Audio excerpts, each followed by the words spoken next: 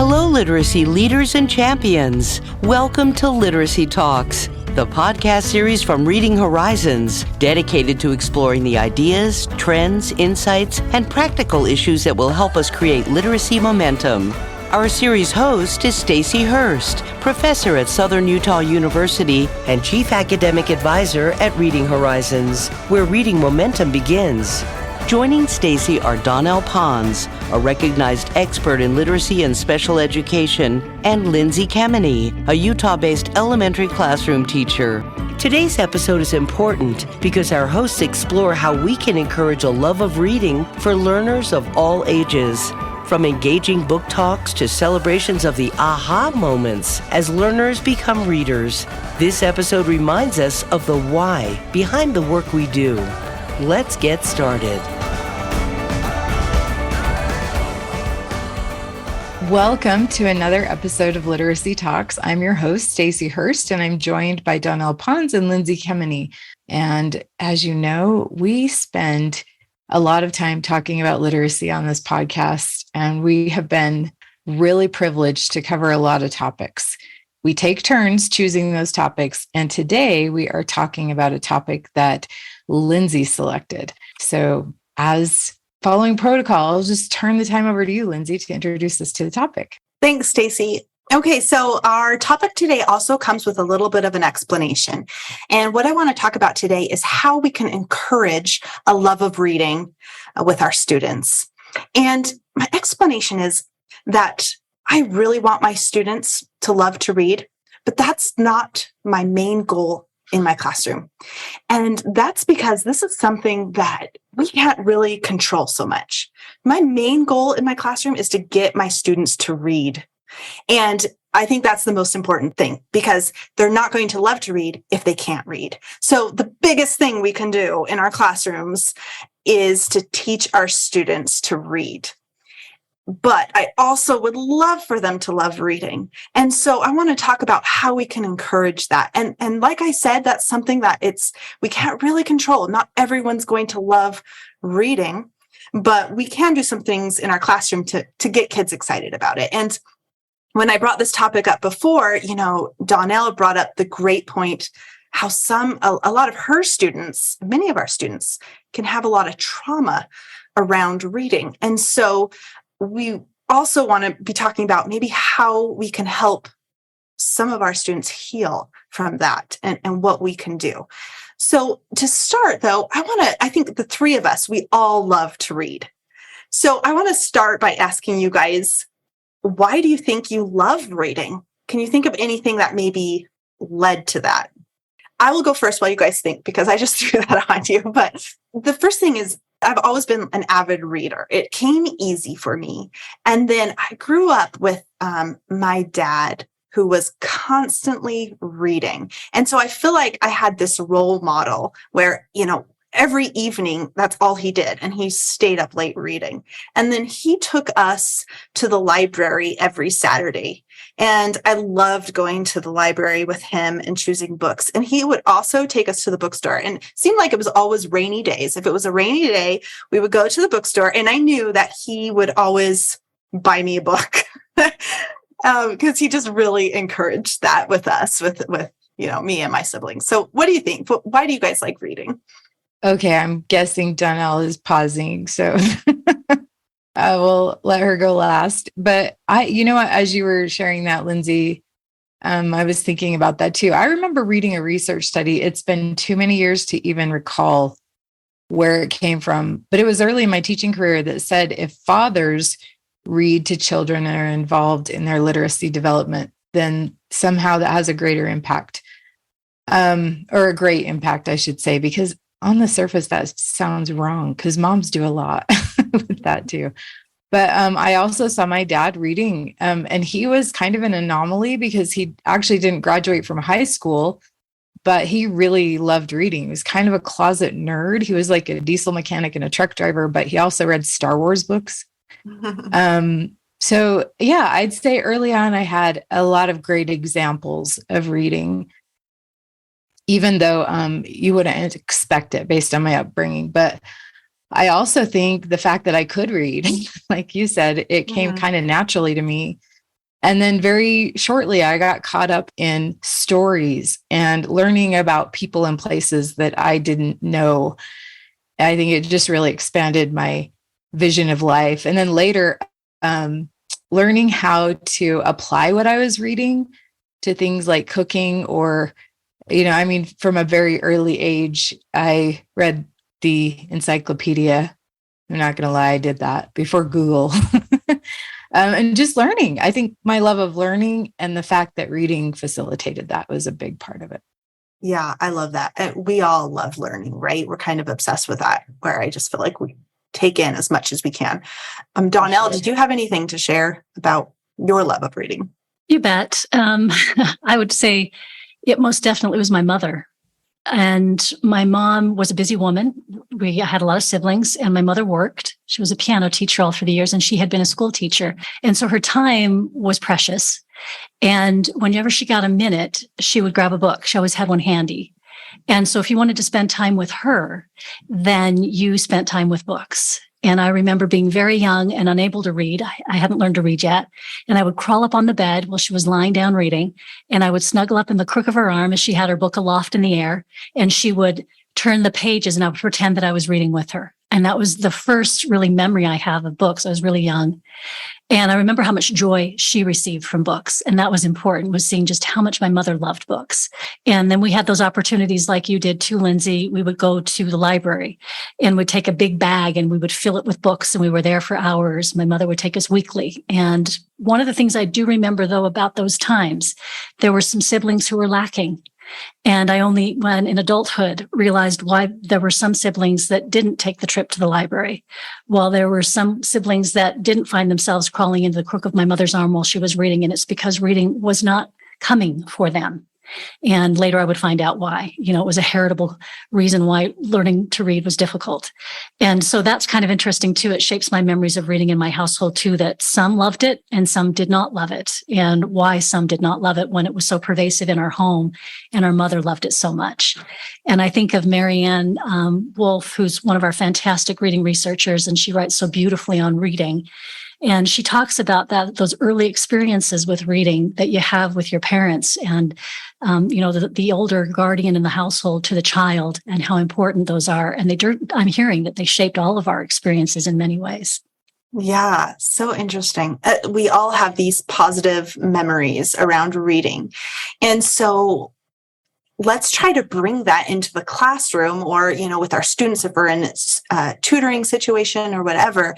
How can we bring in more positive classrooms? So let's kind of move to some ideas about what we can do to encourage this love of reading. And of course, we know the main thing is to teach them to read. But what else can we do? So, one thing I was thinking about is to help them feel successful as they read. And, I love that Anita Archer says, success breeds motivation. And I really see that. And one way I can do that with my first graders that are just starting to read is for them to read, I can start them with decodables, exposing them to, sound symbol correspondences that I've taught already so that they can practice and they can feel that success. And I just remember this one boy one time saying, Mrs. Kemeny, I can actually read the words. And he was so excited. And I just love that. So showing them that they can do it and showing them how they can be successful, I think, is one way. Okay, what else? What are some other ideas? So, Lindsay, I'm going to add that's fantastic, and I love hearing about that in the classroom as the school teacher and how fun that is to have that happen. But equally, it's those students who are going to struggle because we know that there's a segment of the population that has been born with certain components, right? We're talking about dyslexia for one, and there may be other reasons too to struggle with reading. But making sure that opportunities are provided, that they will get the additional support they need in order to have those moments. They'll probably come later. They'll take a lot more work or effort to be able to have those moments where that student says, oh, I can read this. I can read those words. But maintaining that it's equally important to provide the support to make sure those students reach that place too. And like I say, it's not going to happen maybe in those first few months like it does for another student, but making sure that they're always present in a classroom, they're always front of mind, just like the rest of the students are in the classroom, to make sure they get to that stage rather than falling further and further behind, where the rest of the class seems to be progressing forward and coming to love and enjoy, and they're coming further and further behind and having less and less to do with reading in the classroom. Yeah, it's a great point. And what's interesting is that boy who said that, he does have dyslexia. And so I think he had this just such a great appreciation because it was starting to make sense to him. Aha, and making sure to give him a text that he could be successful with. Stacy, did you have something?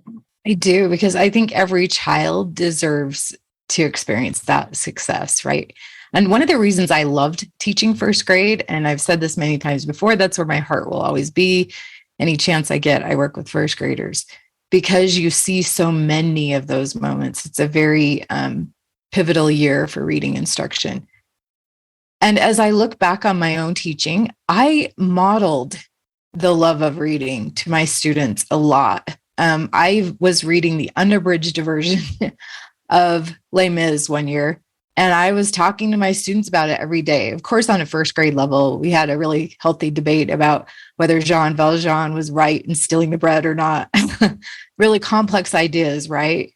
But I think there's a flip side to that, because at the same time, the students who were like me as a child and reading came naturally, luckily, my teaching was informed by science, so they were getting phonics instruction as well. However, what about the students that were feeling the same level of discouragement as the students who were feeling the same level of excitement over it because they were struggling? And I do think it's important for us to model that love of reading and the fact that we can do it. But I also remember modeling for my students reading complex text, words that I couldn't read, that were from a research study, and modeling that struggle. And maybe we need to focus on that too, that everything's not easy, but if we persist and stick with it, of course, there's a great responsibility on us as teachers, because I think of Marianne Wolf too. Man, that woman has the heart of a poet. If you've ever heard her talk, she's so inspiring and energetic. She is fantastic, but she also has a deep understanding of the mechanisms involved in learning how to read. So marrying the two, I mean, we can, as educators, only inspire to that, right? Or aspire. But I think those things are important to not only model the joy of it, but also model the struggle and overcoming that.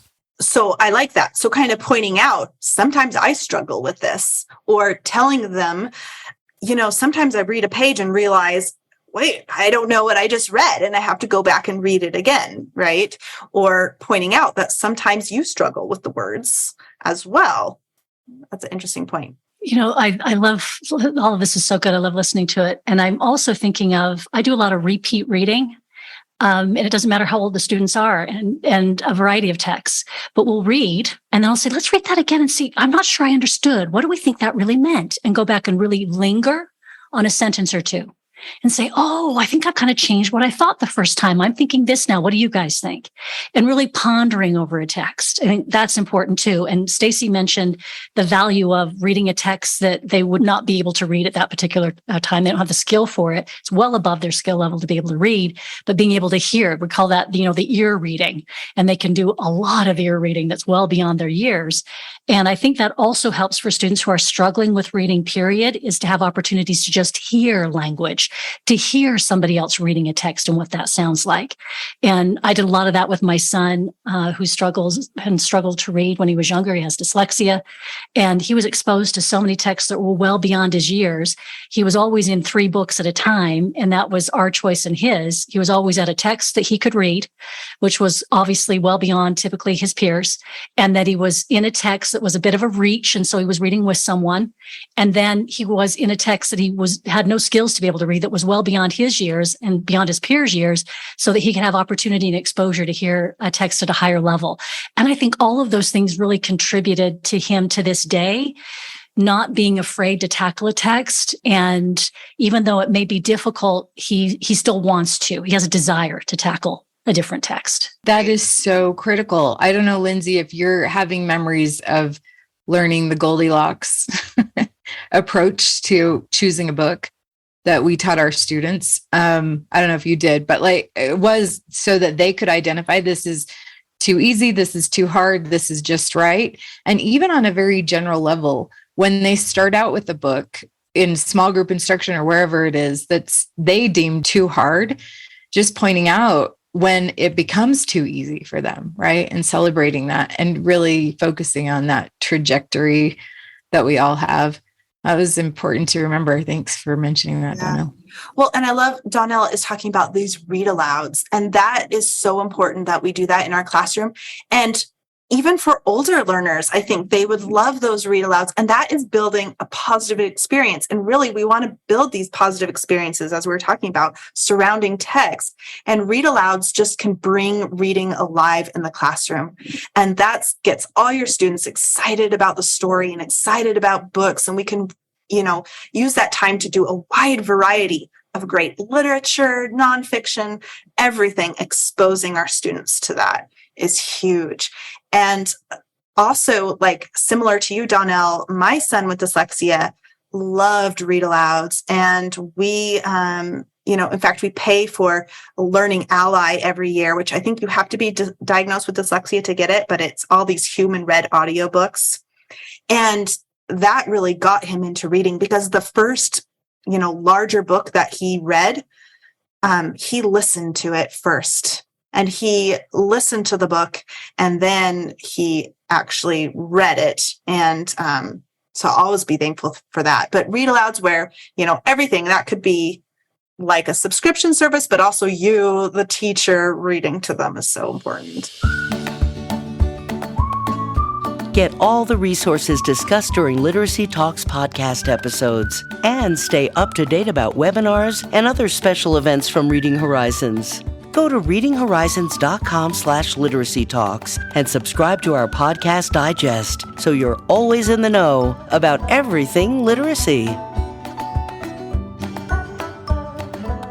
I was thinking about this in our overcorrecting episode. And one thing that I wish we would have had time to talk about that I would hate to see go by the wayside is something I learned from my balanced literacy instruction focused on comprehension, especially when we're reading aloud. But it is teaching students to make connections with the text. And we used to call it text to text, text to self, and text to world. But I have never stopped doing that because I think there's so much power in relating that to their own egocentric lives at first, right? They're first graders. What do we expect? And then helping them just make connections between other texts or forms of media, movies they've seen. Maybe they read the book and seen the movie. But then also expanding their vision outside of themselves. And literally I hesitate using the word magic because we understand what happens in the brain when kids learn how to read. And I feel like that's magical in a sense. But it's also very magical when students start making these connections to those texts on their own. And I'll never forget the day in my classroom that we were reading Sylvester and the Magic Pebble. Is that what it's called? The Magic Stone. Mm-hmm, and literally, that was our read aloud the day after Elizabeth Smart was found.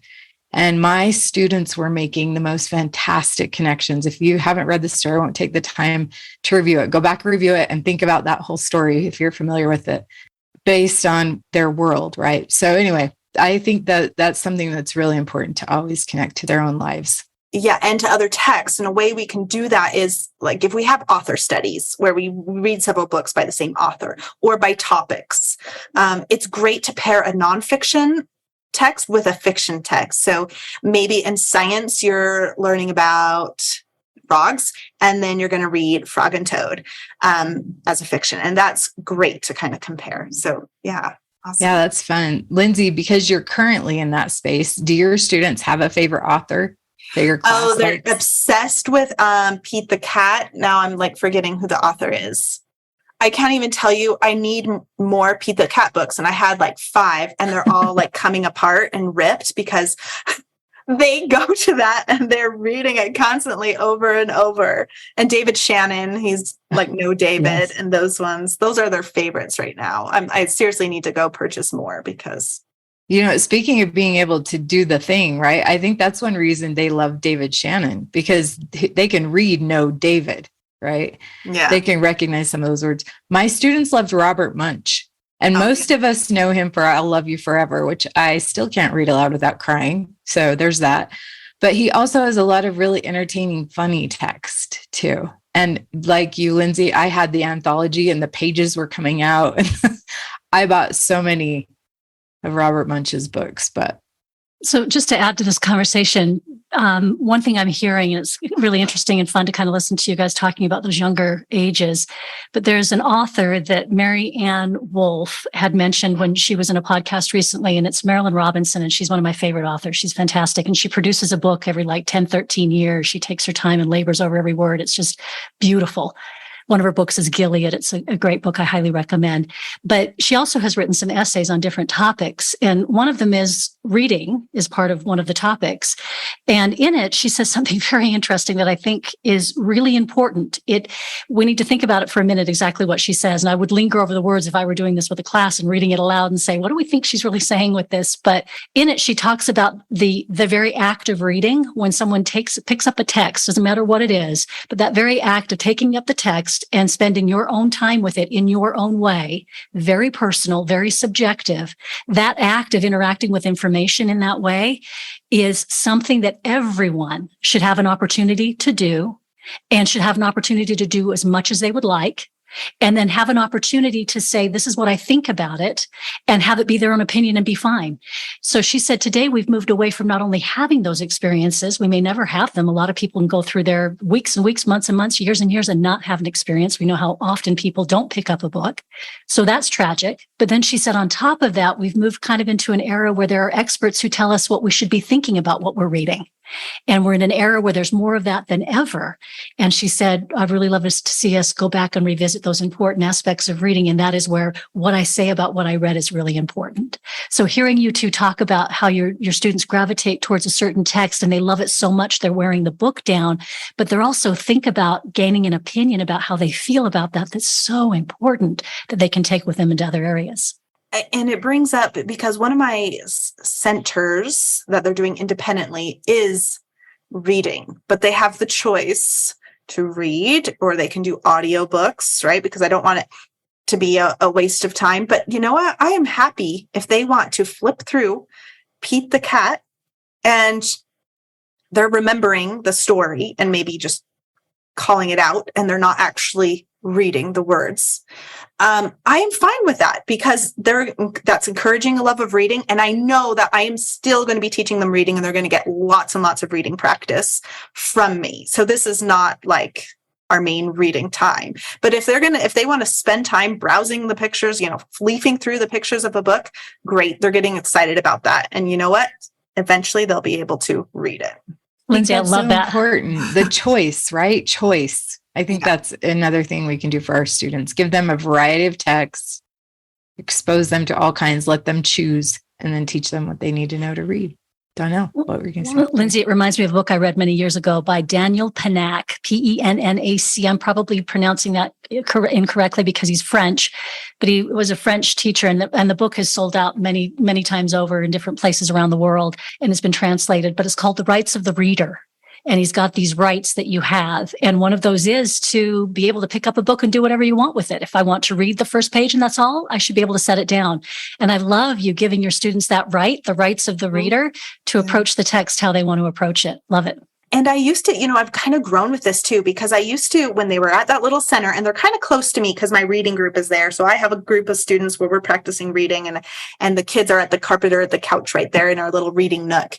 And I used to be really like, oh, quiet, not talking to your neighbor, and now I really loosened up because I will have two little kids and maybe one's going to read to the other, and they're giggling and they keep looking at the pictures, and it's just like I just feel like I've grown a little bit because I've realized, you know what, they're having a positive experience with the book, and that's what I want. Yeah, you're bringing back some happy memories for me. The student who was what in my classroom called the reader of the day, part of their assignment was to share a book that they liked. It could be anything, but we had an author's chair that they used to share their writing. I should have added the word readers because they sat on that to talk about their favorite books, but I'm just having some great memories of, and it was all manner of books, right? It was all kinds of books, really cool. But I think that's important that they're sharing about what they're reading, right? We and like that's to do great. that. Like book talks. It's just another way, you can let them talk about what they're reading, either at home or in the classroom. You can talk about what you're reading. I was taught back when we did like everyone silent reading at the same time and that the teacher should be reading then to model it. And I don't think that's true anymore because it's kind of a waste of time. Like you could be out helping. And second of all, I can talk about what I'm reading at home. I don't have to read in front of them to model that I love reading. I was just thinking of my older students, and many of these same approaches that you're talking about that you're using in the classrooms, I use in many ways with older students as well.